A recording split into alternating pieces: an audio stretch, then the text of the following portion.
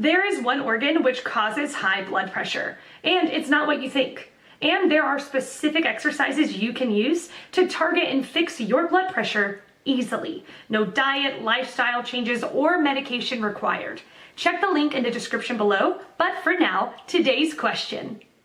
The question: what is the unit used for measuring blood pressure? How is blood pressure measured? Answer by Jason Dan. The standard unit is mmhg. It stands for millimeter mercury. It essentially works like a thermometer, which also used to be made of mercury.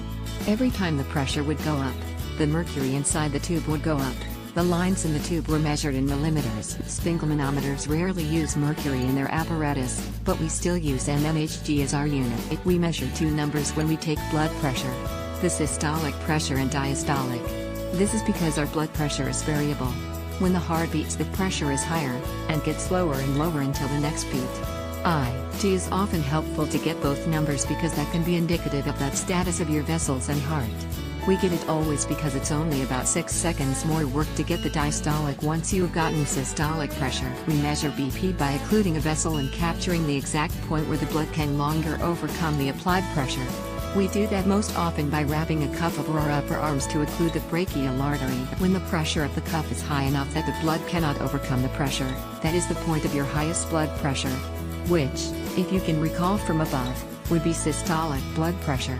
It is named that way because your pressure is highest during systole, but getting the second number is slightly less clear.